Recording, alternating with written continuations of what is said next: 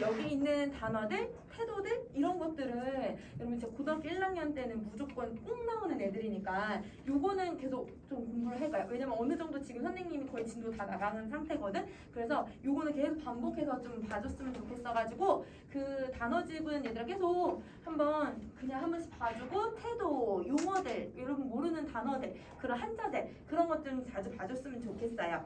자, 우선은 그럼 선생님이랑 교재를 좀 먼저 한번 나가볼게요. 52쪽 갑시다. 52쪽. 선생님 저번 시간 51쪽까지 했던 것 같아요. 그래서 52쪽에 이제 사랑에 대한 노래를 몇 개를 조금 더 한번 해볼게요.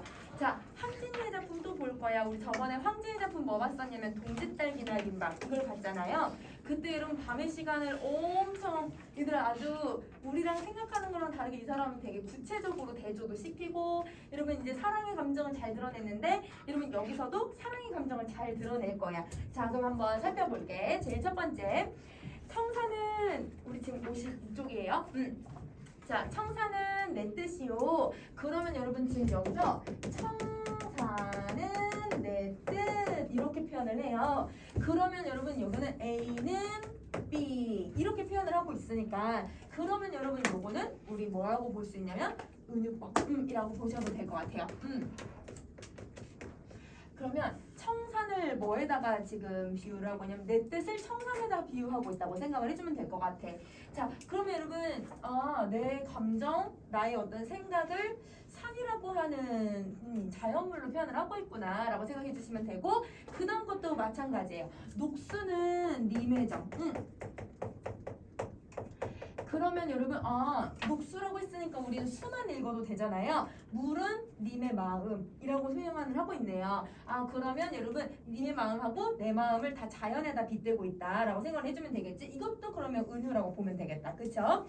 자, 그 다음 녹수는 흘러간들 청산이야 변할송가. 그러면 여러분 우리 물은 어떤 속성을 가지고 있냐면 계속 흐르는 속성도 가지고 있지만 사실 계속 흐르면 여러분 한 공간에서 물이 똑같은 물이 있는 게 아니라 계속 다른 물이 흐르게 되는 거잖아요. 그럼 얘는 물이 가지고 있는 속성은 어떤 속성을 가지고 있냐면 변화하고 있는 애네. 그래서 여러분 가변성의 속성을 또 가지고 있네.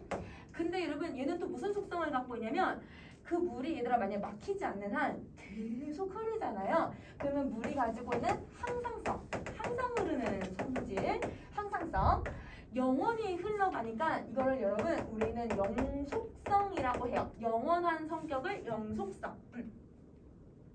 그래서 여러분 가변성의 성질도 갖고 항상성의 성질도 갖고 영속성의 성질을 가지고 있는데 이 작품에서는 어떤 주제에 포커스를 두고 있냐면 가변성의 모습을 두고 있는 거네요. 그러면 여러분 물은 변해요. 그러면 님의 마음도 변한 거예요. 그런데 청산은 변하겠니? 라고 질문을 했으니까 우리 청산을 한번 생각을 해보자. 여러분 산이 이렇게 있으면 요게 여러분 물론 풍화도 될 거고 좀 이제 나무도 다르게 자르긴 하겠지만 여러분 그 산이라고 하는 자체가 웬만하면 여러분 우리가 살아있는 동안 변하는 거는 거의 없잖아요. 그러면 여러분 산은 어떤 속성을 가지고 있냐면 불변성. 얘도 여러분 영원히 지금 계속 몇만 년 전부터 계속 그 자리에 있었으니까 그래서 얘도 여러분 영속성. 그러면 얘는 불변성의 성질을 갖고 있다라고 하는 요거에 포커스를 두고 있구나. 그러면 내 마음은 변하지 않아요. 그런데 님의 마음은 이미 변해버렸어요. 그러면 여러분 여기서 우리는 무슨 표현법을 지금 쓰고 있다는 걸 알 수 있냐면 가변성, 불변성 완전 반대말이잖아요. 그쵸? 그래서 여기서는 대조가 쓰인다. 그래서 청산하고 녹수가 대조법이라고 생각을 해주면 될 것 같아. 자, 그러면 여러분 청산하고 녹수 대조를 해줬고 그 다음에 변하겠니? 변할송가? 라고 질문을 했으니까 여러분 서리법도 같이 써줄 것 같아요. 이제 초장 중장에. 자, 그 다음 이제 우리 종장할게요. 녹수도 여러분 그럼 녹수는 님의 마음이잖아? 그럼 우리 님의 마음으로 넣어서 님의 마음도 청산은 누구였어요? 나였어. 불변성을 갖고 있는 나야. 그러면 나를 못 잊어서 울면서 가고 있구나. 그러니까 여러분 내가 그래도 나름 님의 마음이 변해서 마음이 너무 상했어. 그래도 여러분 뭘 하고 있냐면 마지막 종장에 그래도 얘가 물이 졸졸졸졸 계속 흐르면서 가잖아요. 물소리를 들으니까 꼭 우는 소리 같은 느낌이 드는 거야. 아, 그래도 얘도 나를 못 잊었겠지? 그래도 얘가 흘러가지만 변했지만 나를 못 잊겠지? 이건 나름 얘들아 일말에 기대를 하고 있다라고 생각을 해주면 될 것 같아. 이미 사랑은 끝났어. 그렇지만 여러분 혹시나 나를 못 잊어서 어쩔 수 없이 떠나는 거라면 이라고 하는 기대감을 가지고 있다. 근데 여러분 이 기대가 사실은 헛된 희망인 거잖아요. 그래서 여러분 이 기대가 오히려 긍정적인 모습이 아니라 이 화자가 가지고 있는 애절한 여러분 이 사랑을 좀 더 심화시키는 역할을 하고 있다라고 생각을 해주시면 될 것 같아요. 자, 그러면 여러분 이 작품은 그래서 여러분 대부분 뭐에 많이 나오냐면요, 이 청산하고 녹수가 가지고 있는 성질을 다른 작품이랑 비교해서 문제를 내요. 여러분 우리 앞에서 여러분 그 자연과 관련된 시조들을 했을 때 그때 여러분 청산 거기도 얘들아 불변성 이런 속성 가지고 있는 애들이 있었어. 그렇지만 걔네들은 사랑이라는 감정보다는 여러분 좀 더 자연이 가지고 있는 아름다움을 얘기를 했다면 여기서는 여러분 이 불변성은 사랑에 빗대어서 표현을 하고 있어서 청산에도 느낌이 조금 다르죠. 그래서 그 의미가 똑같은 것, 다른 것 이렇게 비교하는 문제로 자주 나오니까 아 청산이어도 어떤 거는 자연인데 얘는 자연이 아니라 사랑을 표현하고 있구나, 좀 다르게 해석할 수 있구나 이렇게 생각을 해주면 좋을 것 같아. 자, 그러면 여러분 이걸 정리 다 하셨으면 우리 이제 어딜 가냐면 53쪽으로 한번 가볼게요. 자, 여러분 53쪽에 이제 여러분 우리 아까 작가 이름을 봤었으니까 여러분 작가 이름을 한번 봐주시면 작가 이름이 작자 미상이라고 되어 있어요. 그쵸? 작자 미상이니까 신분이 뭐가 돼야 돼요? 평민. 그치? 그래서 여러분 얘는 평민이니까 우리 평민은 주제가 뭐가 나온다고 했었냐면 뭐 사랑이라든지 이별이라든지 일상이라든지 비판하는 내용이 들어간다고 했어요. 일상이라고 하면 여러분 이런 거죠. 여러분 뭐 농사 짓는 거. 평민들이니까. 아니면 여러분 자기네가 뭐 얘들아 즐겁게 잔치를 한다든지 아니면 여러분 추수하고 나서 술 마시는 어떤 기쁨 뭐 이런 사소한 것들에 대한 이야기를 할 건데 그럼 얘도 그런 건가? 근데 우리가 선생님이 뭘로 묶어놨냐면 사랑이라고 하는 주제로 묶어놓잖아요. 아 그러면 사랑에 대한 이야기를 하겠구나 이렇게 생각을 해주시면 돼요. 자 그럼 한번 가보자. 어찌 못 오는가? 무슨 일로 못 오는가? 그러면 여러분 지금 우리는 무슨 상황이라는 걸 알 수 있냐면 님이 오지 않는 것 같아. 인과의 이별을 하고 있는 것 같아요. 님이 오지 않아요. 근데 여러분 이렇게 질문을 많이 쓰는 방식을 여러분 좀 한번 생각을 해보면 우리가 예를 들면 정말 믿을 수 없는 상황이 왔을 때 우리가 딱 어떤 말을 들었어. 그러면 어떤 말을 들었을 때 정말? 진짜로? 이러면서 계속 되물어보잖아요. 얘도 약간 그런 느낌이라고 생각해 주시면 돼요. 믿을 수가 없어서 질문을 하는 거야. 어떻게 나한테 안 올 수가 있어? 라고 하는 그 말투가 여기 담겨져 있는 거야.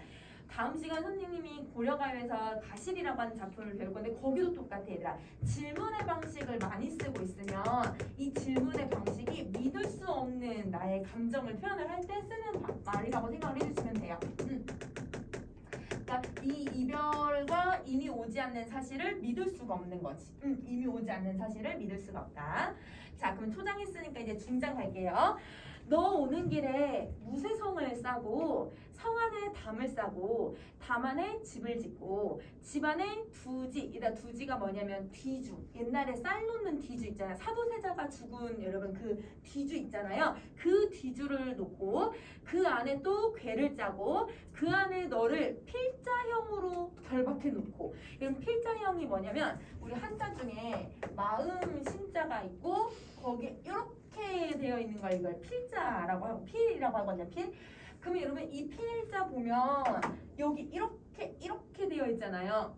사람을 꼭 이렇게 묶어놓은 것 같은 느낌. 그러니까 이렇게 결박해놨다라고 얘기를 하고 있는 거야. 자 이렇게 결박해놓고 쌍배목 외걸세. 얘들아 외걸세가 뭐냐면 자물쇠라는 뜻이에요. 자물쇠 또 얘들아 금거묵 자물쇠로 슈기슈기 아주 깊이 잠겨 있더냐. 그럼 여러분 이게 무슨 말이냐면 얘가 오는 길에 갑자기 얘들아 이 사람이 오고 있는데 여기 얘들아 성이 이렇게 쌓여져 있대요. 그 다음에 여러분 성 안에 또 담도 이렇게 쌓여져 있더래요. 담도 이렇게 싸고 여기에 이렇게 큰 여러분 집을 또 지었대요. 그리고 그 집 안에 뒤주를 갖다 놓았대요. 그리고 거기에다가 괴짝을 또 갖다 놓고 얘를 얘들아 필자용으로 이렇게 묶어놨다. 이렇게 얘기를 하는 거야. 그러면 얘가 못 오는 이유를 내가 상상하는 거지. 이래서 못 오나? 이렇게 갇혀 있어서 못 오나? 그래서 여러분 여기가 화자의 추측이에요. 선생님 금방 읽은 부분까지. 잠겨 있더냐라고 하는 그 부분까지가 화자의 추측. 근데 여러분 사실 사람을 이렇게 가둬놓을 수가 있어요, 갑자기? 이렇게 갑자기 가둬놓을 수는 없잖아요. 그러면 여러분 지금 여기서 화자는 추측을 하고는 있는데, 근데 어떻게 하냐면 자기 마음대로 상상하고 바꿔놓고 변형을 시켜놓는 거야. 이거를 여러분 주관적 변용이라고 해요. 주관적 변용. 여러분 우리 저번에 황진이의 작품에서 수상적 관념을 구체화했던 거 기억나요? 여러분 시간 잘라놨죠? 시간 돌돌돌돌 말아놨고 시간 이렇게 굽이굽이 펴놓고, 그치? 시간을 그렇게 잘라놓는 것도 시인이 마음대로 바꿔놓는 거잖아. 그것도 주관적 변용. 그래서 여러분 주관적 변용은 시인이 얘들아 시인 혹 작가 혹은 화자여도 돼요, 여러분. 시인, 작가, 화자가 시인이 자기 주관적인 생각으로 주관적으로 생각을 변형시켜 놓는 거. 그러니까 사실은 여러분 주관적 변형이 딱 쓰이잖아요. 그러면 과학적으로 말이 안 돼요. 그렇지. 시간을 자르는 것도 과학적으로 말이 안 되고, 여러분 사람을 저렇게 괴 아니나 이런 식으로 갑자기 얘들아 저 성을 싸고 갑자기 만들어서 이렇게 해서 가둬놓을 수 있는 것도 사실은 과학적으로 말이 안 되지. 그래서 주관적 변형은 과학적으로 설명이 안 된다. 그래서 대부분 여러분 그 주관적 변형이 여러분 선생님 동짓달 기나긴 밤은 무조건 시험에 나온다고 했잖아요. 교과서에 다 들어가 있다고. 그래서 여러분 이때 주관적 변형을 비교하는 지문으로 얘가 나와요. 그래서 이렇게 얘는 공간을 변형시켜 놨고 아까 우리 저번에 봤던 동짓달은 시간을 변형시켜 놨구나. 이렇게 생각을 해주면 될 것 같아. 자, 그러면 이렇게 공간을 주관적 변형을 시켜놨는데 이제 우리 표현법을 여기서 한번 찾아볼 거야.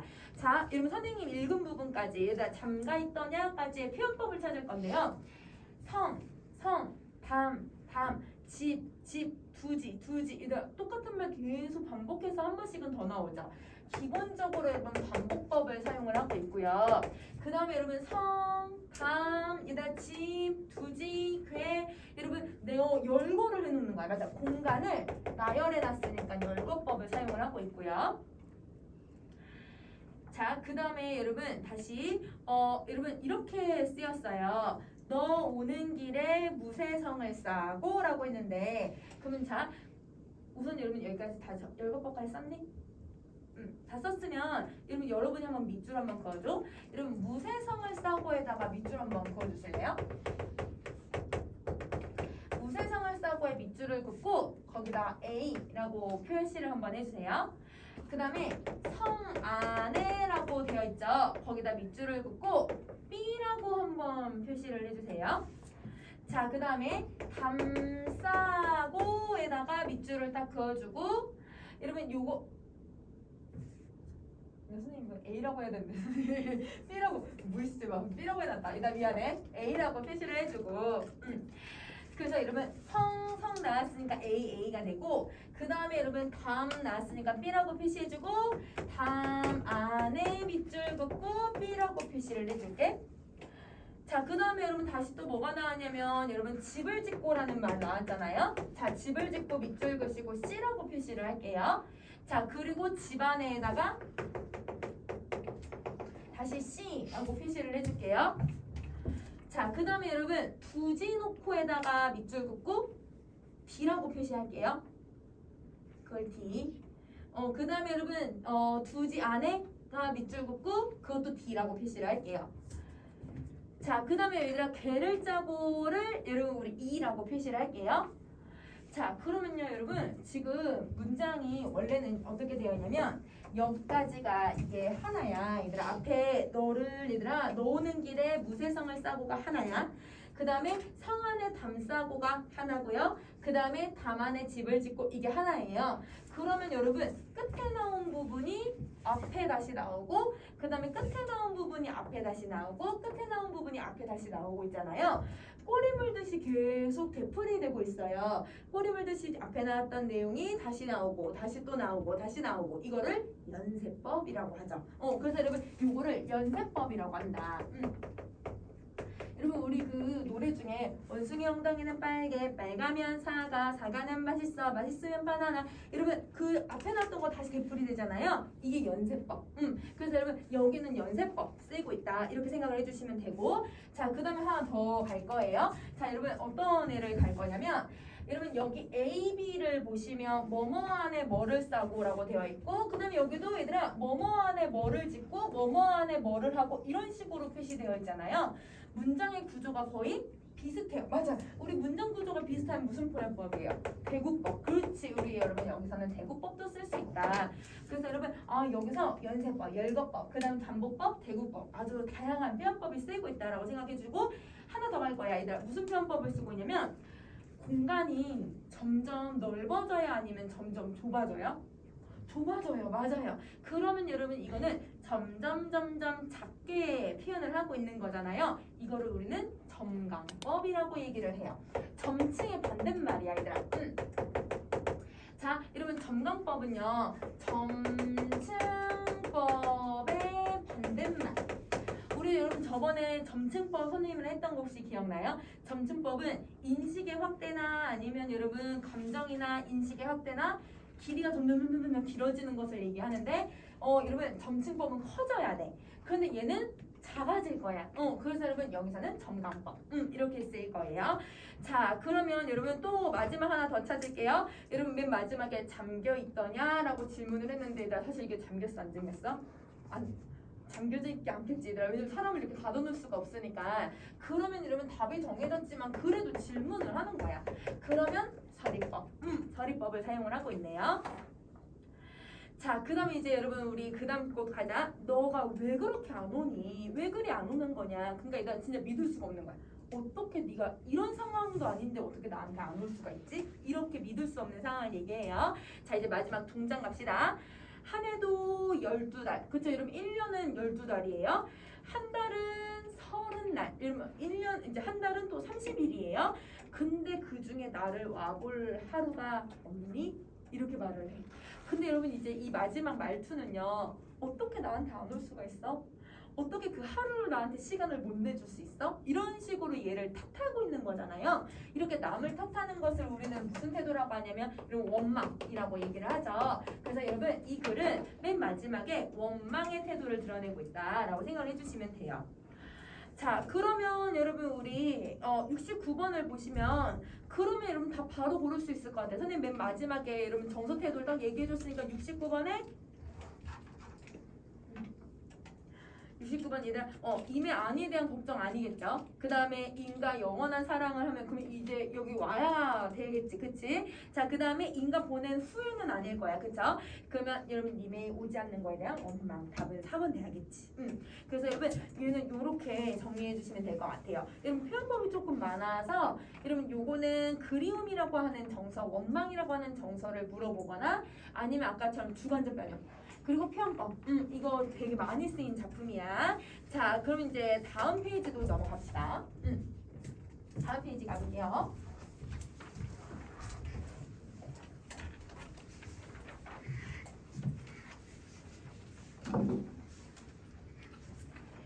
자 여러분 다음 페이지도 여러분 작가 이름을 봐주시면 작가 이름이 작자미상이라고 되어 있어요. 작자미상이라고 되어 있으면 얘도 평민이 글을 쓴 거죠. 그쵸?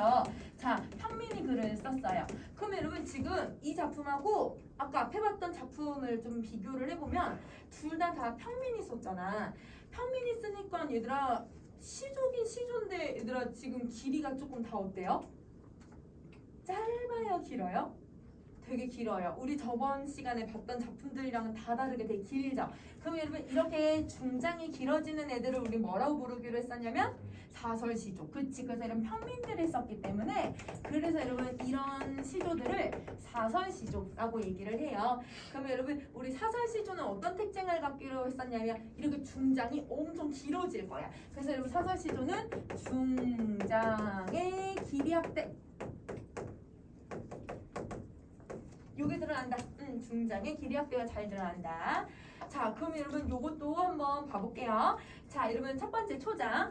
걔를 여러분 열하면은 한 10마리가 좀 안 되게 10마리 좀 안 되게 그렇게 기르되 요게 같이 얄미울까. 근데 여러분 이렇게 한 여러 마리의 이제 강아지를 키우는데 유독 얘가 너무 얄밉다 이렇게 얘기를 하는 거지. 그러면 여러분 거기 요 개에다가 여러분 네모 표시 딱 해주고 얘가 여러분 뭐의 대상이냐면 화자가 미워하는 대상이 되겠죠. 그쵸? 그래서 여러분 얘는 화자가 미워하는 대상. 근데 여러분 얘가 이제 또 어떤 역할을 하고 있는지 하면 더 계속 찾을 거예요. 그래서 여러분 이렇게 표시해 주시고. 자, 근데 여러분 얄미우랴라고 해서 질문을 하긴 했는데 근데 여러분 뻔하잖아. 질문을 하는 의도는 얄미우니까 질문을 하는 거잖아요. 그러면 답이 정해졌는데 질문의 방식을 쓰고 있으니까 여기 초장도 서리법 쓰고 있다. 그래서 여러분 여기 초장의 서리법을 쓰고 있다. 자, 그 다음에 이제 여러분 중장 갈게요. 미우님이 오면 꼬리를 회회 치고. 근데 여러분 강아지들이 꼬리를 막 이렇게 흔드는 이유는 뭐 때문에 흔드는 거예요? 너무 기분 좋거나 사람을 반길 때 꼬리를 막 이렇게 흔들잖아요. 그쵸? 회회 띄고 그 다음에 띠랑 나리띠랑 반겨서 내닫고. 이러면 우리 강아지들 집에 주인 오거나 아니면 자기 좋아하는 사람이 오면 앞발 들고 막 이러면서 막 반기잖아요. 꼬리 막 이렇게 흔들고. 그거를 그대로 흉내를 내고 있는 거네요. 자, 그러면 여러분 이게 포커스인 것 같아. 미운님이 오면 강아지가 무슨 행동을 하고 있냐면 반기는 행동을 해요.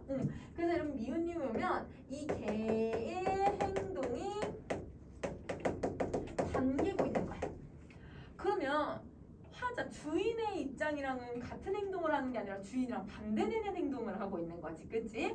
자, 그 다음에 여러분 다시 또 그 다음 문제 갈게요. 고은님이 오면 그럼 여러분 내가 고은님 사랑하는 사람이 오면 뒷발을 바둥바둥 무르렁 나르락 캉캉 짖어서 돌아가게 한다. 이러면 우리 강아지들 공격하려고 할 때 이런 엉덩이 뒤로 쫙 빼고 앞발을 이렇게 낮게 포복 자세로 이렇게 낮게 한 다음에 으르렁 거리잖아요. 그 모습을 얘기하는 거네요. 그래서 여러분 얘는 개의 행동이 반기는 게 아니라 얘가 공격을 하려고 하고 있는 거야. 그러니까 여러분 이 개가 왜 얄밉냐면 내 사랑하는 님을 내쫓아서 그래. 그러니까 너무너무 얄밉다 이렇게 생각을 하는 거죠. 그러면 여러분 지금 여기서 무슨 표현법을 쓰고 있냐면 여러분 이거 다 반대해야 되는 개념이잖아요. 미운님, 고운님, 반기는 거, 공격하는 거. 그래서 여러분 여기서는 대조 혹은 여러분 비교가 되니까 대비 이렇게 쓰고 있고요. 대조, 대비가 쓰이고 있고. 자, 근데 여러분 사실은 잘 생각을 해보면 여러분 강아지가 내쫓는다고 사랑하는 사람이 진짜 쫓겨났을까요? 그거는 아니겠죠. 사실은 여러분 님이 왔을까요? 안 왔을까요? 님이 오지 않은 거예요. 얘들아 봐봐. 내가 정말 좋아하는 사람인데 강아지가 공격한다고 얘들아 다시 집으로 갔을까? 아니겠지. 내가 나를 사랑해주고 나를 정말 좋아하는 사람이라면 그럼 이런 문 앞에 서서 누구야 막 이름이라도 간절히 부르거나 나를 애타게 찾겠지. 근데 그런 행동을 하지 않는다는 건 아예 오지 않았구나 이거를 알 수가 있는 거야. 그럼 쉽게 말하면 여러분 이렇게 생각을 해볼게요. 사실 그러면 다시 여러분 상황을 다시 한번 정리를 해보면 이미 오지 않는 그 상황을 내가 누구 탓을 생각하냐면 왜 님이 안 올까? 님이 오지 않는 상황을 생각을 하는데 근데 님이 너무너무 안 오니까 그 감정을 누구에게가 지금 넣어놓은 거야? 얘한테 화풀이를 하고 있는 거야. 그러면 여러분 상황은 이미 오지 않음에 대해서 화자가 어떤 정서를 느껴야 되냐면 어떻게 나한테 안 올 수가 있지? 원망. 근데 여러분 이 원망을 두 개로 나눌 거예요. 여러분 겉으로 드러나는 이 겉으로 얘들아 이 원망의 감정의 대상, 표면적 대상이랑 그 다음에 여러분 숨겨져 있는 대상을 한번 구분을 해볼게요. 자, 여러분 겉으로는 누구 탓을 하냐면 요놈의 개 때문에 내가 진짜 지금 우리 사랑하는 님들 못 만나고 개 탓을 하고 있잖아요. 그러면 여러분 표면적인 원망의 대상은 개예요. 요 개예요. 근데 여러분 사실은 잘 따져보면 여러분 이거는 이 걔를 원망할 게 아니라 화풀이를 해야 되는 건 원래 님에게 해야 되는 거죠. 고은님에게 해야 되는 거죠. 그러면 여러분 혹시 이런 표현 들어보셨어요? 책임전가 라는 말 들어봤니? 책임전가는 뭐야? 내가 책임진 행동을 하지 않았는데 다른 사람이 책임져야 될 걸 나한테 떠넘기는 것을 책임전가라는 표현을 쓰잖아요. 여기도 국어에서도 똑같아요. 여러분 어떤 원망의 감정을 여러분 지금 얘한테 느껴야 되는 것을 여러분 걔에게 지금 넘겨버렸잖아요. 이거를 전가라고 얘기를 해요. 원망의 감정을 여러분 걔에게 투영시켜서 넣어놓고 있으니까 이걸 전가시켰다. 책임전가랑 똑같은 말이야. 원망의 전가예요. 그러면 여러분 우리 이 걔가 무슨 역할을 하고 있냐면 여러분 그러면 전가의 대상이 되는 거지. 그래서 여러분 원망을 전가시킨 대상이 된다. 화자가 원망의 감정을 전가시킨 대상이 된다.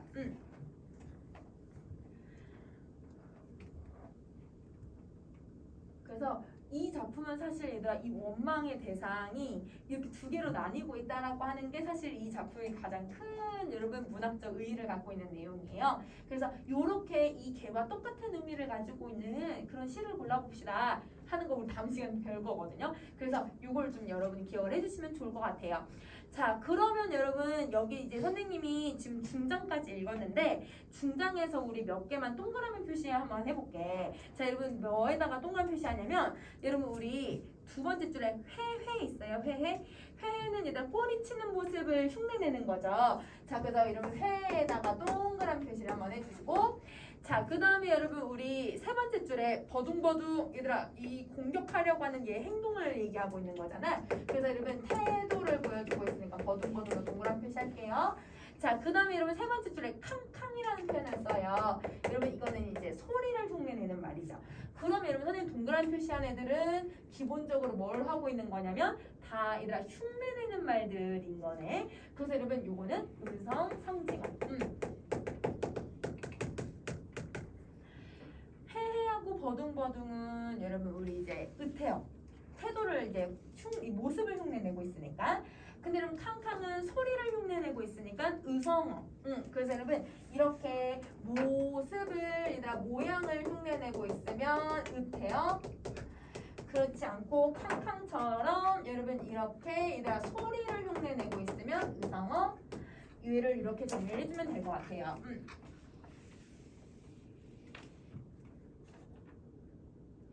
자, 그 다음 이제 마지막 줄 갈게. 신밥이 그릇그릇 난들 너 먹일 줄 있으냐? 그럼 여러분 우리 옛날에는 강아지들 키울 때 집에서 이제 자기 밥들 먹다 남은 것들 이제 음식물 좀 남은 것들 그걸 막 섞어가지고 개밥으로 주잖아요. 그 개밥이 그릇그릇이 나도 나 너한테 밥 안 줄 거야. 약간 치사하게 지금 삐진 거를 흉내내고 있는 거예요. 그러면 여러분 이 마지막 부분이 여러분 나 너 이렇게 밥 안 줄 거야. 되게 치사하게 얘들 밥 가지고 지금 이러고 있는 거잖아요. 이런 모습에서 우리는 뭘 우리가 찾아볼 수가 있냐면 여러분 우리 혹시 여러분 우리 옛날에 해학하고 풍자 학교에서 시험 봤던 거 혹시 기억나요? 여러분 우리 지금 중학교에서 해학하고 풍자를 배운 적이 있어요. 아마 학교마다 좀 다르지만 양반전을 배우는 학교도 있고 여러분 이제 학교마다 좀 다르지만 해학풍자 여러분 또 뭐 아니면 이인국 박사 나온 그거 뭐더라? 제목 뭐더라? 꽃빛단니 이거 배우는 학교도 있고 학교마다 다 다르지만 이때 여러분 해학하고 풍자를 여러분이 배웠단 말이에요. 그걸 한번 생각을 한번 해봅시다.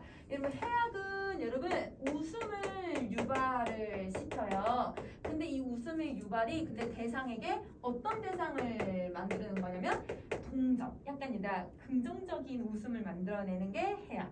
근데 여러분 풍자는 얘도 웃음을 유발을 시켜요. 근데 여러분 이 웃음의 유발은 여러분 그 어떤 긍정적인 웃음이 아니라 비판적인 웃음.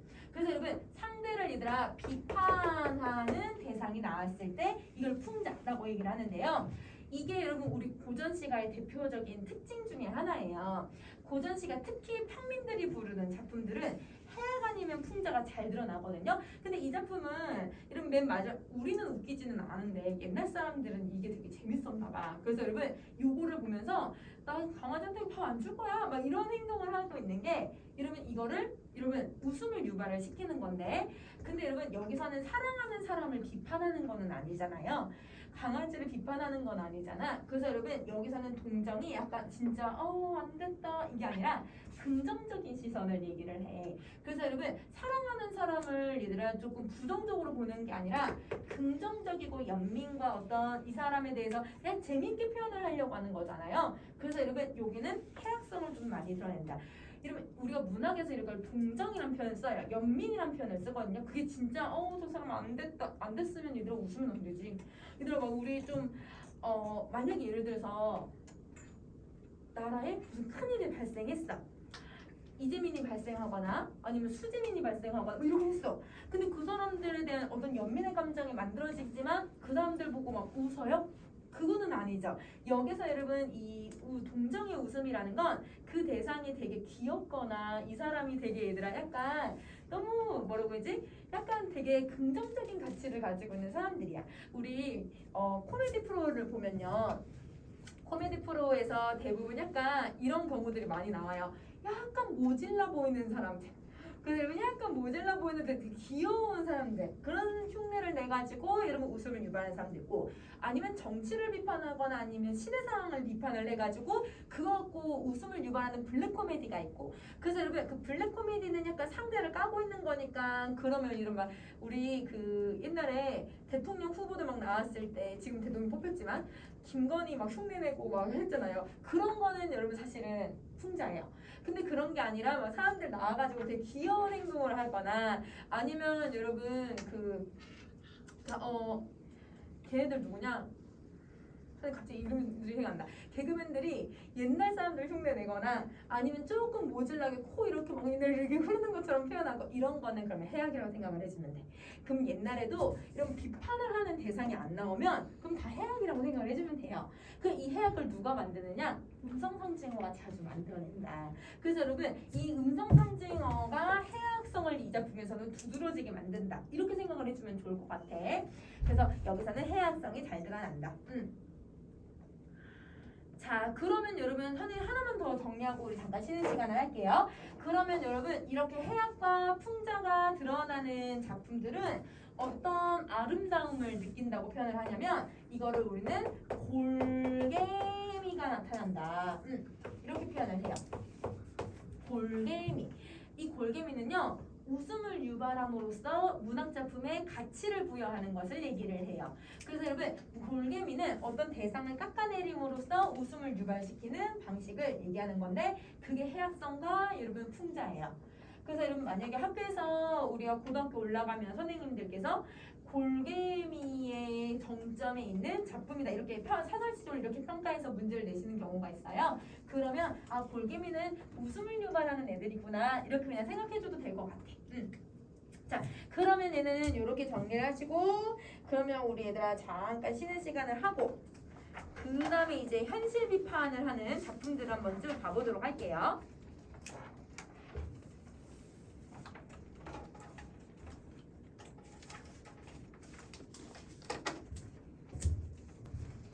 다음 것도 볼까? 얘들아 우리 이제 현실 비판.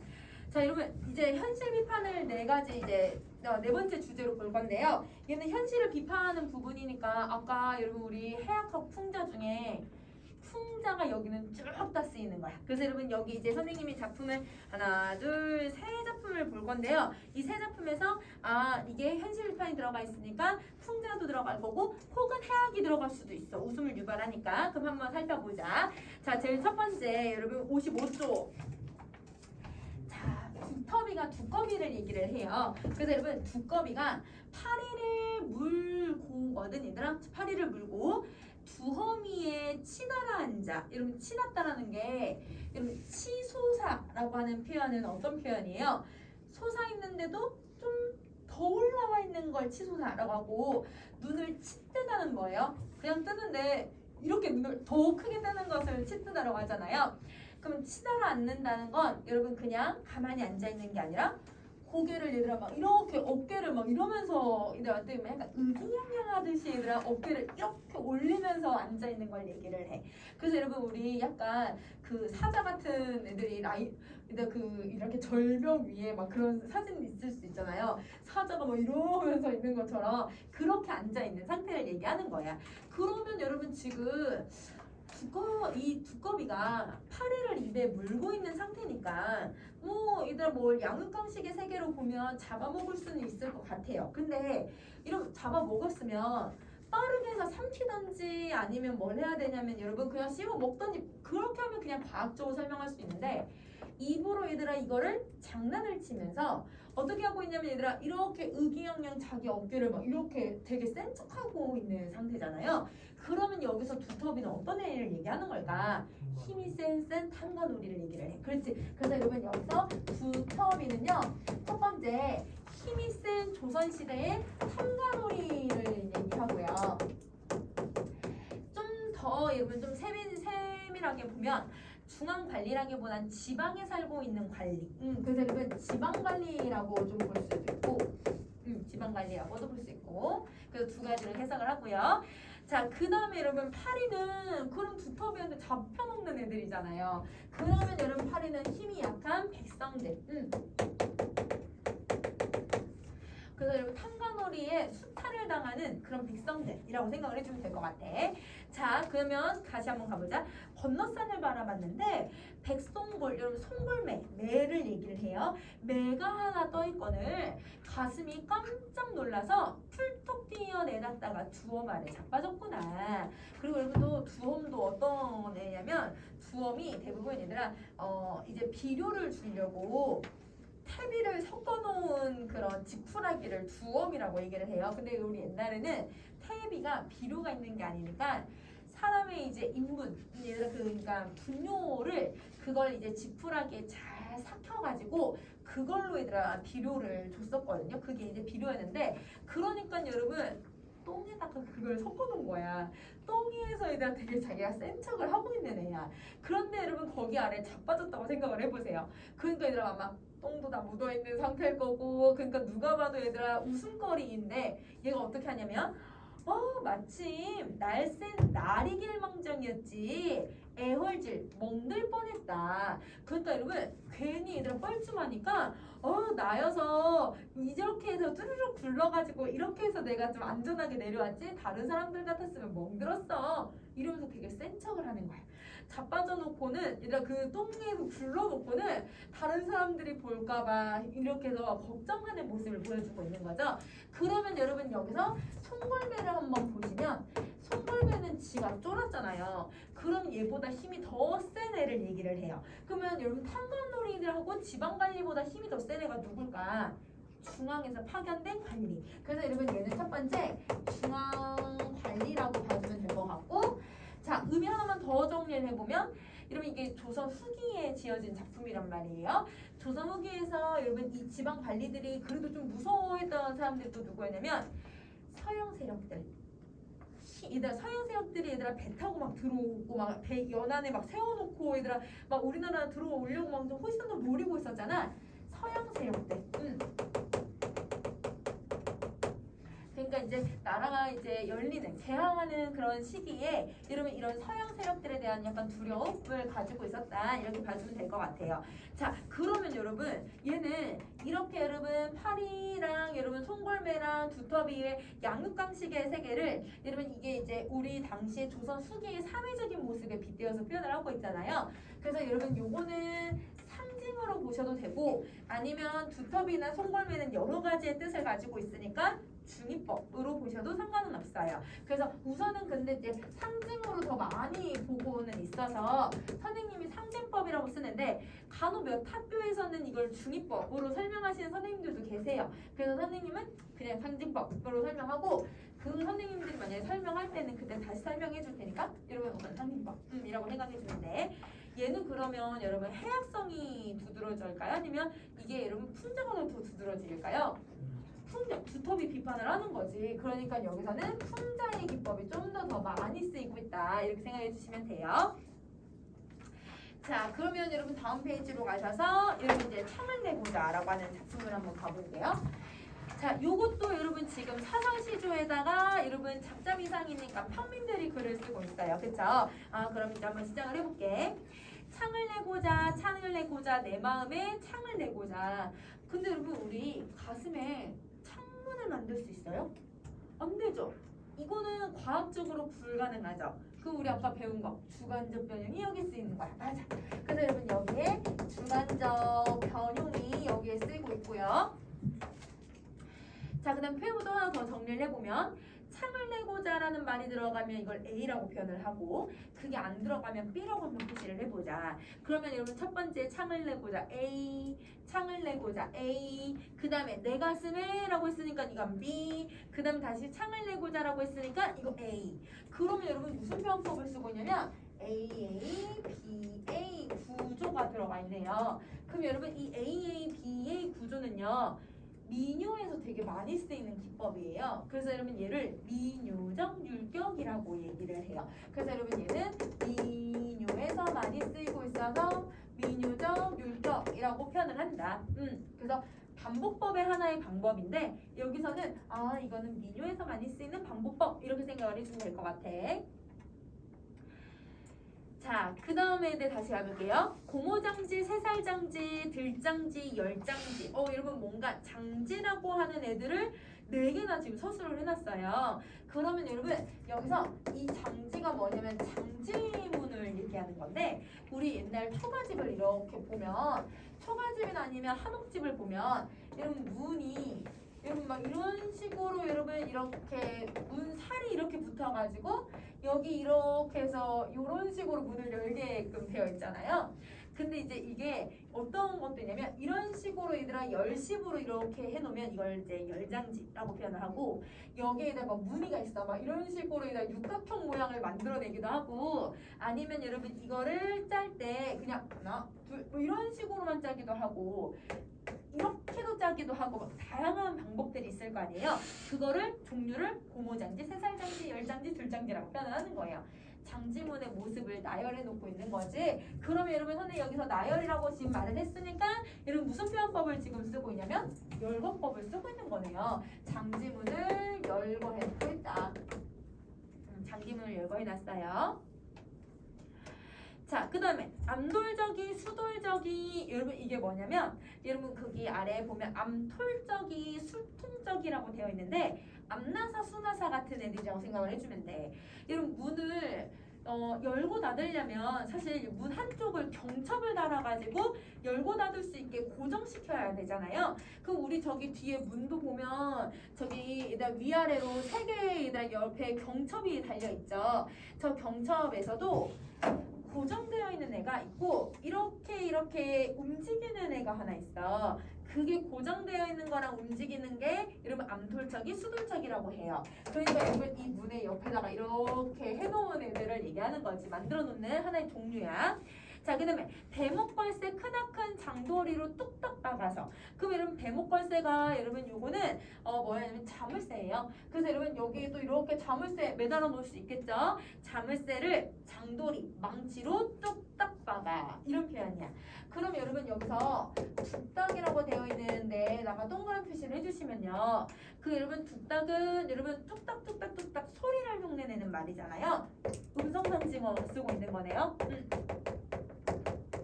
세 번째 줄에 뚝딱 동그란 표시하고 음성상징어. 자, 그럼 여러분 음성상징어를 아까 우리 작품에서 해학성을 많이 드러내고 있는 것도 여러분 이렇게 음성상징어를 쓴다고 했잖아요. 여러분 대부분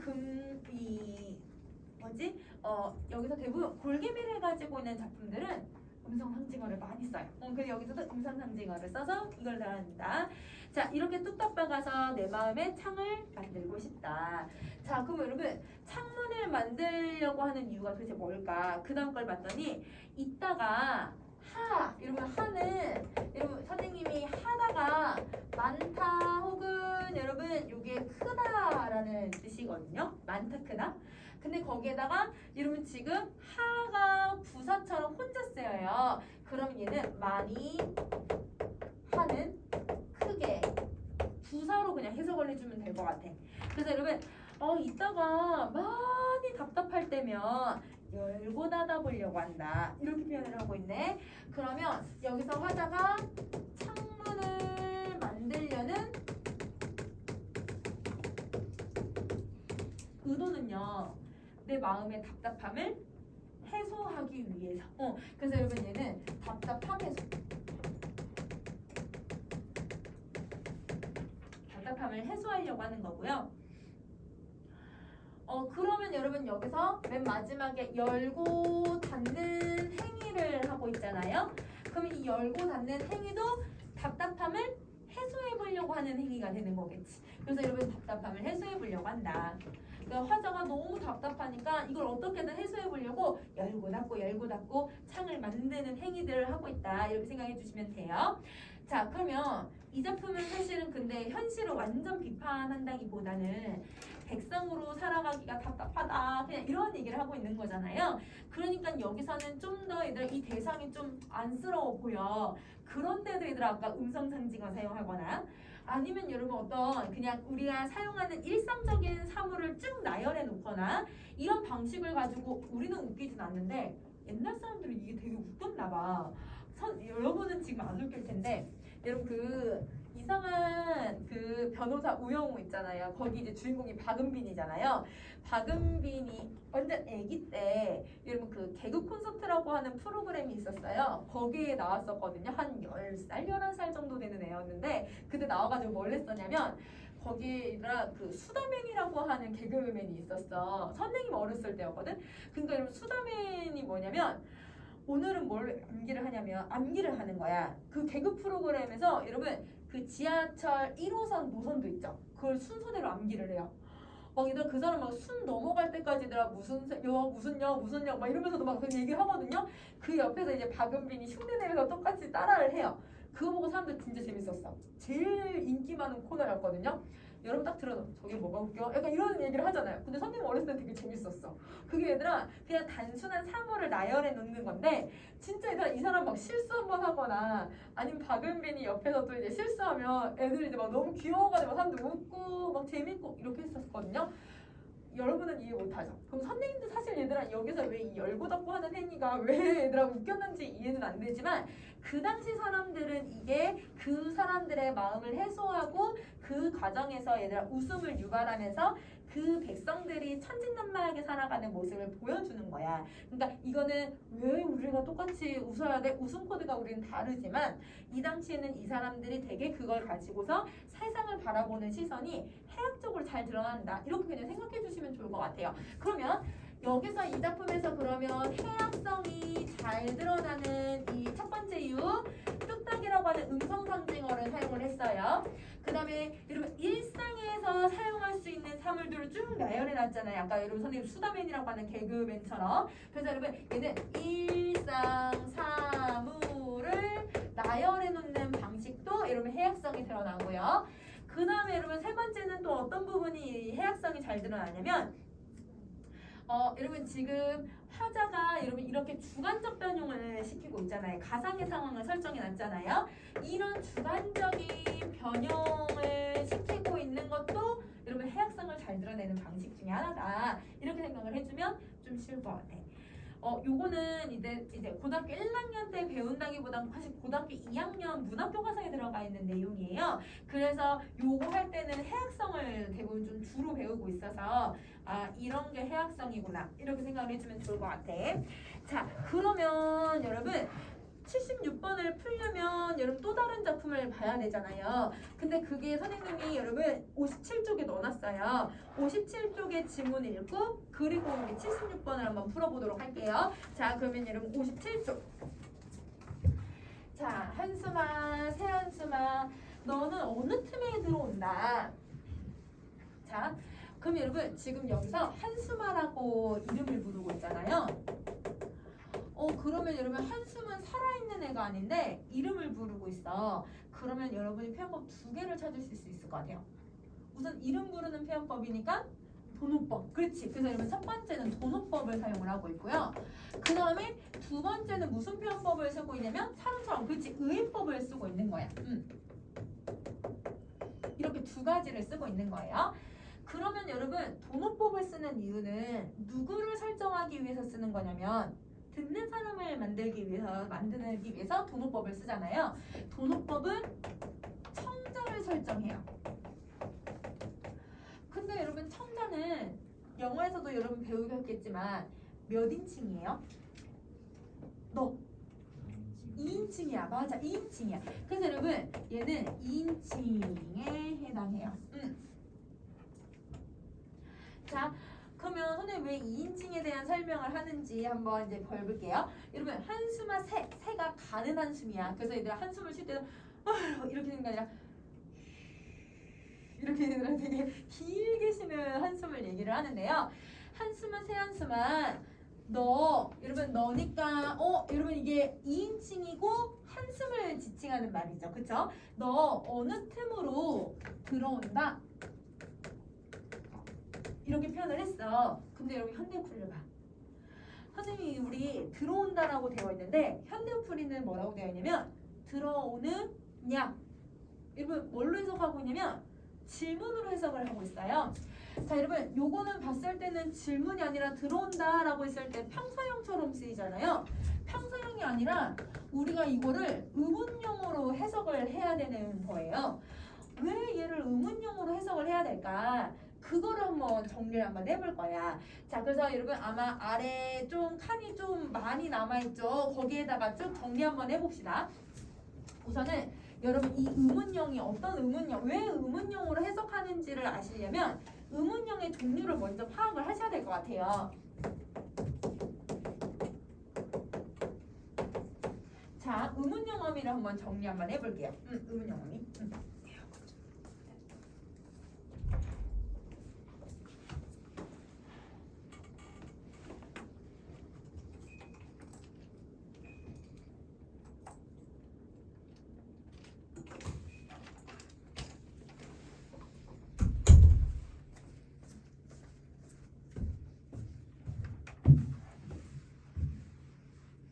자, 선생님이 한번 질문을 한번 해볼게. 여러분이 무슨 대답을 해야 될지를 한번 머릿속에 한번 생각을 해보세요. 아침밥 먹었어? 라고 하면 여러분 대답이 어떤 대답이 대부분 해요? 네, 아니요, 안 먹었으면 아니요, 먹었으면 네. 이 두 대답밖에 안 나오죠. 자, 그러면 아침 언제 먹었어? 이렇게 선생님 질문을 하면 대답이 시간이 다 우리 똑같이 먹었을까요? 아니죠. 다 다르게 얘기를 하겠죠. 그 다음에 여러분 누구랑 먹었어? 이렇게 해도 대답이 다 다른 대답이 나올 거예요. 그 다음에 어디서 먹었어? 해도 다 다른 대답이 나오겠죠. 근데 여러분 선생님이 지금 질문을 한 4가지를 했는데 첫 번째 밥 먹었어? 라고 하는 것 yes, no의 대답을 요구하고 나머지 뒤에 거는 다양한 대답이 나오는 애들인데 근데 다 어떠냐면 밥 먹었어? 누구랑 먹었어? 뭘 먹었어? 언제 먹었어? 끝에 있는 종결어미가 사실 다 똑같아요. 선생님이 여러분한테 질문을 할 때 현대국어는 여러분 이렇게 의문문의 종류가 달라도 종결어미가 똑같아요. 근데 우리 옛날은 조금 달라요. 그래서 옛날이 어떻게 되어 있는지를 아시면 그러면 서리법을 찾거나 이렇게 여러분 왜 얘가 이렇게 해석이 되는지를 찾아낼 수가 있거든. 그럼 첫 번째 한번 봐볼게. 우선은 여러분 선생님이 질문의 종류를 먼저 한번 정리를 해보면 설명 의문문이라고 하는 애가 있었어요. 이 설명 의문문이라고 하는 애는 대답을 아까 언제 먹었어? 누구랑 먹었어? 어디서 먹었어? 이런 거에 해당하는 것처럼 답이 되게 구체적인 대답이 나와야 해요. 그래서 여러분 답을 구체적인 대답을 요구하고 있으면 이거를 설명 의문문이라고 해요. 구체적인 대답을 요구하고 있으면 설명 의문문이라고 한다. 그러면 여러분 이걸 할 때 선생님 봐봐. 언제 먹었어? 누가 먹었어? 뭐 누구랑 어디서 먹었어? 아니면 어떻게 먹었어? 여러분 이런 식으로 질문을 만들 수 있잖아요. 그러면 언제 어디서 누가 무엇을이라고 하는 육하원칙의 말이 들어가 있어야 되네요. 근데 그 육하원칙의 말을 우리는 뭐라고 부르냐면 의문사라고 표현을 해요. 의문사. 언제 어디서 누가 무엇을 이게 의문사. 그러면 의문사가 있잖아? 그러면 설명 의문문이 되는 거야. 자 거기에다가 맨 마지막에 여러분 종결어미가 뭘로 끝나냐면 밥을 먹었는고 고로 끝나요. 밥을 무엇을 먹었느뇨 료로 끝나거나 누구랑 먹을 것이뇨 이렇게 할 수 있는 료 이런 애들을 써요. 그래서 여러분 고, 료, 그 다음에 혹은 오 이것처럼 여러분 대부분 어떤 애들이 좀 많이 들어가냐 5계열 애들이 많이 들어가 있죠. 그래서 여러분 설명 의문문은 5계열의 종결어미를 쓴다 이렇게 표현을 해요. 그래서 5계열의 종결어미. 그래서 의문사가 있고 5계열의 종결어미가 들어가 있으면 이건 설명 의문문. 자, 근데 그렇지 않고 여러분 판정 의문문이라고 하는 애도 있었어요. 판정 의문문. 아까 선생님 질문했던 거 밥 먹었니? 라고 했을 때 yes, no의 대답을 요구하는 거. 그래서 여러분 이때의 대답은 yes 또는 no의 대답을 요구한다. yes 또는 no. 자, 그럼 봐봐. 밥 먹었니? 라고 했을 때 언제 어디서 누가 무엇을이라고 하는 여러분 육하원칙이 들어가요? 안 들어가죠. 그래서 여러분 판정 의문은 의문사가 없어요. 의문사가 없어요. 자, 의문사가 없고 그 뒤에 그러면 종결어미가 누가 붙느냐? 종결어미가 얘는 아계열이 붙어요. 그래서 밥을 먹었는가? 이렇게 물어보거나 밥을 먹었으려 아니면 밥 먹으려 이렇게 하거나 아니면 여러분 아계열의 애들이 들어간다 이렇게 생각을 해주시면 돼요. 아나 약간 어계열의 애들이 들어가 있는 거죠. 그래서 얘를 아계열의 종결어미를 사용한다. 아계열의 종결어미. 그래서 끝에 있는 여러분 이 종결어미만 봐도 얘가 설명을 요구하는지 아니면 판정을 요구하는지를 구분할 수가 있어요. 그래서 이렇게 두 가지가 있었고요. 그 다음에 이제 중요한 게 이 3번인데요. 지금은 안 쓰여요. 여러분 지금은 우리가 지금도 약간 옛날 말투로 얘들아 고냐 가냐 이렇게 쓰이기는 해요.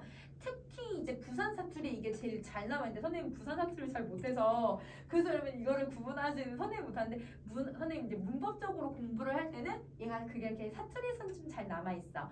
그래서 우선은 근데 이 3번은 옛날에는 되게 흔하게 쓰였는데 지금은 없거든요. 그러니까 옛날에 흔하게 쓰인 건 여러분이 기억을 해두시면 해석할 때 저것처럼 잘 찾아낼 수 있을 것 같아. 어떤 경우냐면 주어가 2인칭일 때 쓰는 여러분 종결어미가 따로 있었어요. 주어가 2인칭일 때 쓰는 종결어미. 자, 주어가 2인칭이니까 아까 저기 나온 것처럼 네가 아니면 여러분 저렇게 한수마 이름을 부를 때 쓰는 표현이야. 누구를 쓰냐면 니은다의 종결어미를 써요. 니은다의 종결어미를 쓴다.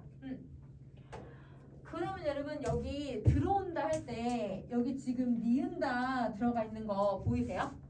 그러면 여러분 요거를 자 주어가 니가라고 했으니까 2인칭이 쓰였지? 거기다 니은다가 들어왔으니까 그러면 이거를 니가 어느 틈으로 들어온다가 아니라 너 어느 틈으로 들어왔어?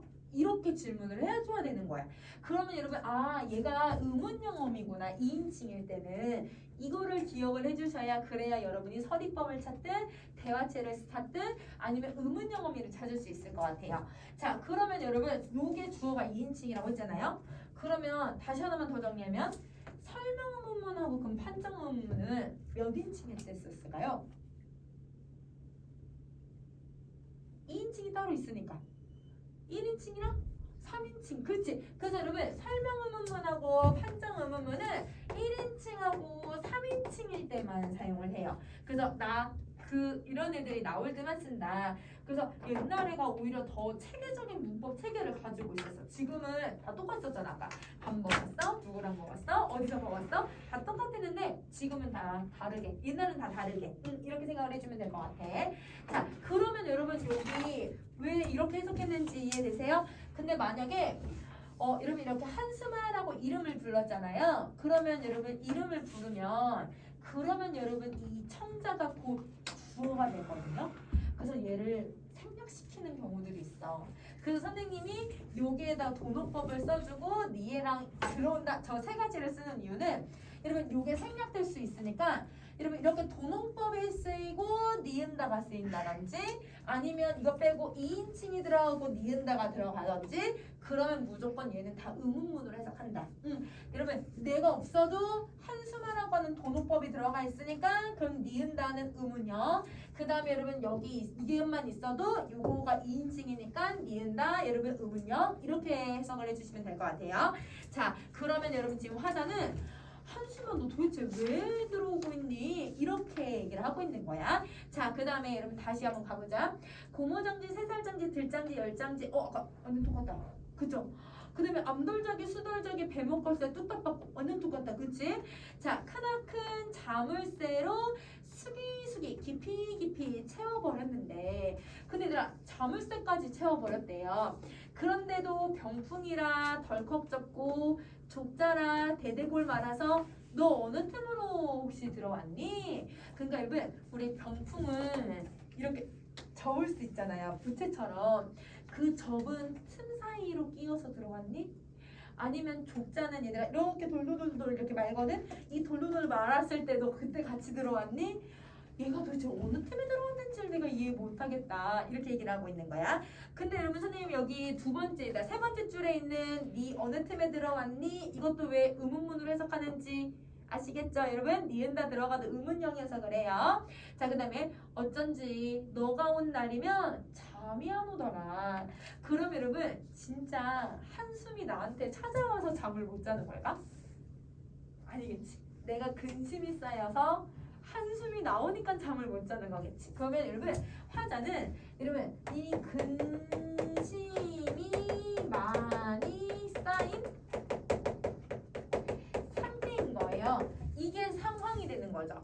그래서 여러분 근심이 많이 쌓여 있는 이 상황에서 도대체 한숨아 너 왜 왔어? 이게 아니라 내가 한숨을 많이 쉴 정도로 근심이 많이 쌓여 있다. 이거를 지금 표현을 하고 있는 거야. 그래서 여러분 이 사람이 정말 힘들고 고생하고 있는 것을 이렇게 표현하고 있구나.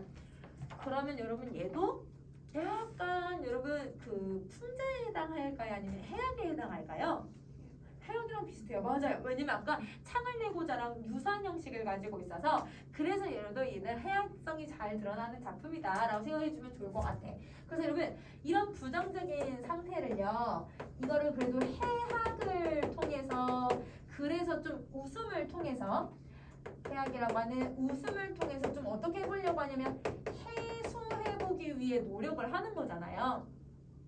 다시 근심이 쌓인 부정적인 상태를 웃음이라고 하는 그런 해악성을 통해서 그래도 해소해 보려고 노력을 하잖아. 이런 거를 우리는 이제 어떤 표현이라고 보냐면 이런 것을 우리는 승화라고 얘기를 해요. 승화. 자, 여러분 승화는 선생님 다음 시간 다시 할 거야. 그래서 승화라고 하는 건 어떤 부정적인 상황을 어떤 대상을 통해서 이겨내 보려고 하는 거. 이거를 승화라고 하거든요. 그러면 승화의 개념을 여기다 다시 한번 정리 한번 해볼게요.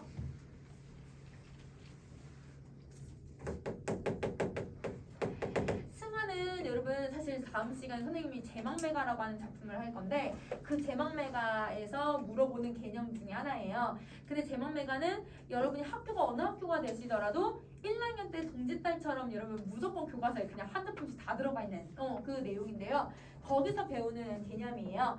자, 승화는 부정적인 상황이나 정서나 태도를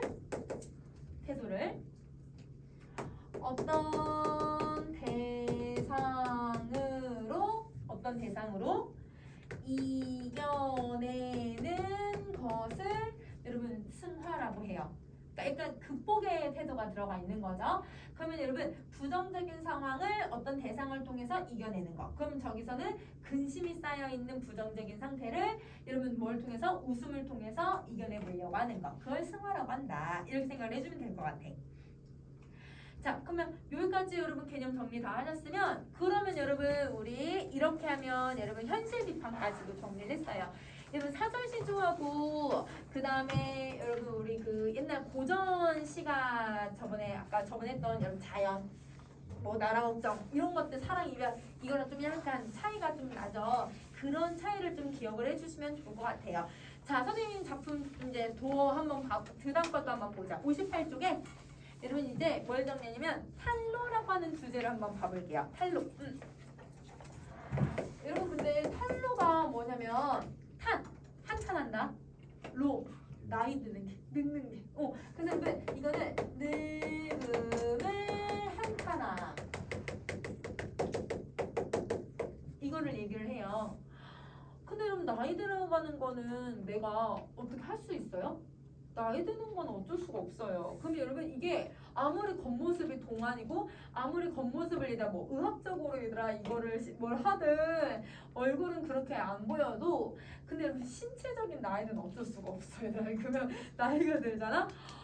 쑤시는 곳이 왜 이렇게 많아? 선생님 저번에 며칠 전에 비 왔잖아요. 선생님 비가 오면 사실은 선생님 무릎이 엄청 아파요. 오른쪽 무릎이 엄청 아프거든요. 옛날에 넘어진 적 있어. 넘어졌는데 그 뼈가 부러져가지고 얘들아 여기가 너무 쑤셔요. 아파요. 근데 이게 20대는 안 그랬거든? 20대는 그냥 조금 어쩌다 한 번씩 아픈 정도였는데 지금 30대는 비가 올 때마다 아파요. 왜 그런지 나는 이해를 할 수가 없어. 아무튼 이런 나이가 드니까 너무 계속 아파. 어디가 아파. 밤도 선생님 진짜 20대 때는 진짜 밤도 거의 밤을 샜거든요. 그리고 지금 30살 초반도 거의 밤을 새면서 수업 준비하고 밤새면서 했는데 이젠 밤새는 거 할 수가 없어. 선생님이 이제 내신 기간에 밤새면서 이제 작업들을 하고 막 이렇게 하는데 할 수가 없어 얘들아. 그래서 막 1시간에도 무조건 자야 돼. 이게 여러분 신체적으로 체력이 너무 훅 떨어지는 게 너무 딱 느껴져요. 그러면 여러분 나이 드는 건 어떻게 할 수가 없어요.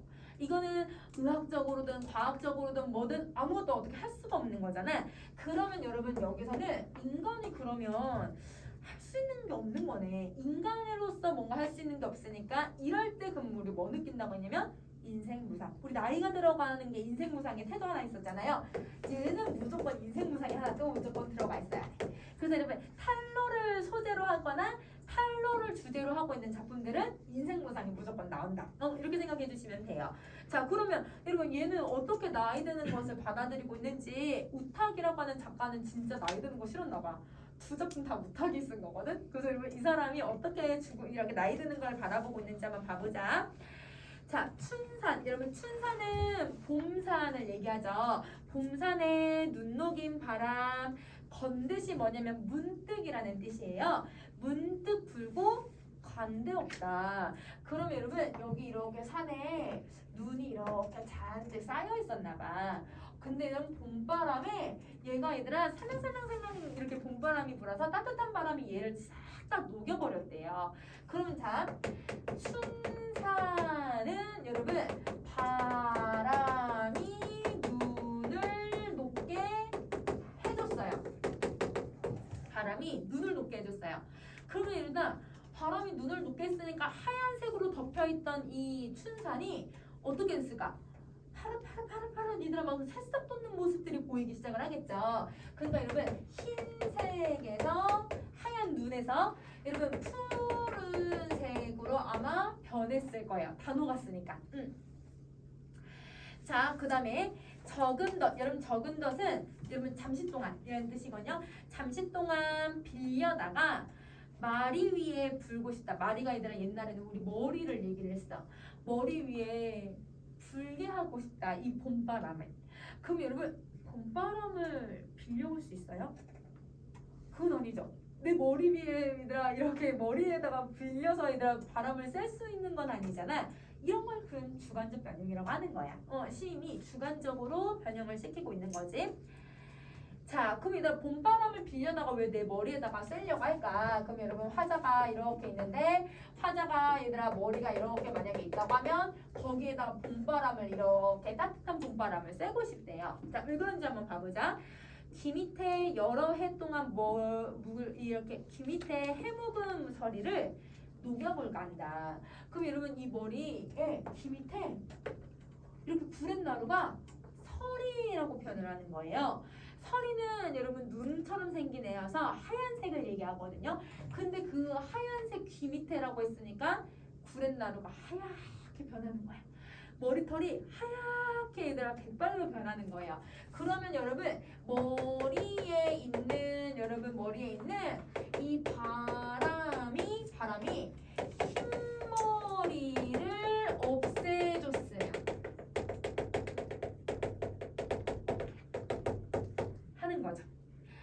춘산이 얘들아 바람에 의해서 눈이 녹아가지고 파란색으로 변했던 것처럼 여러분 자기도 얘들아 바람을 갖고 와서 머리를 하얗게 샌 머리를 검은 머리로 바꾸고 싶은 거야.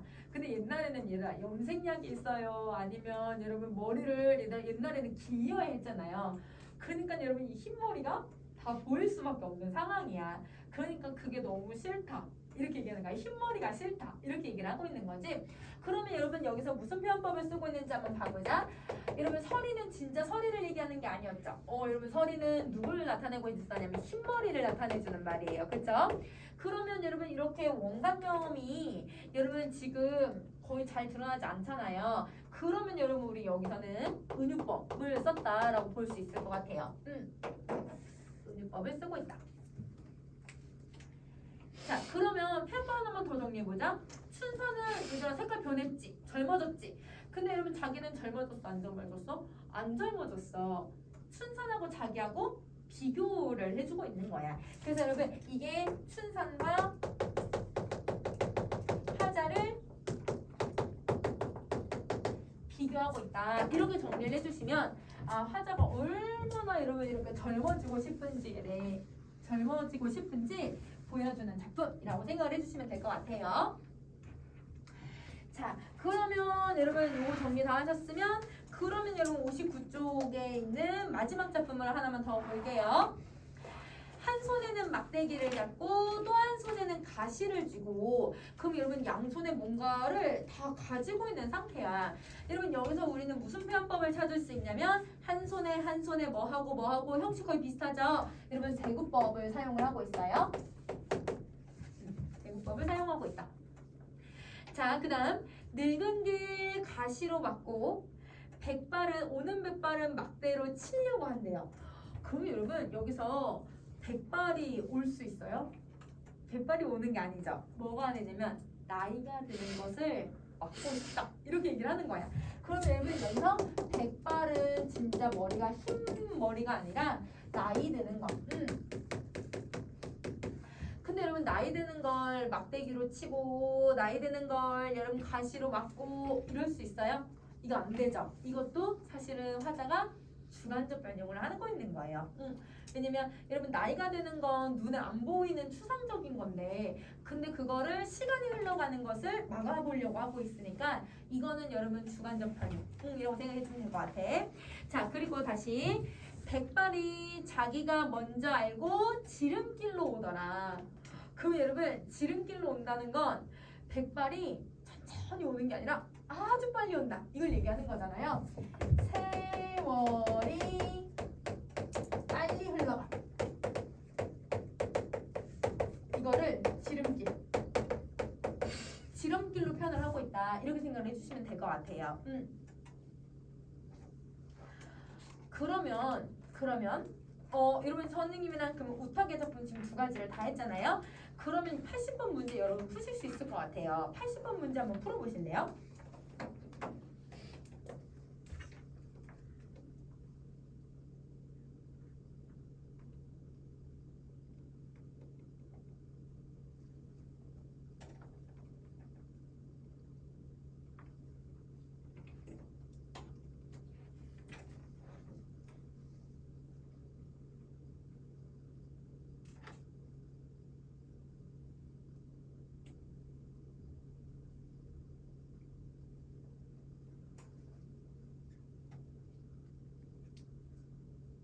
가시는 늙는 걸 막는 거잖아.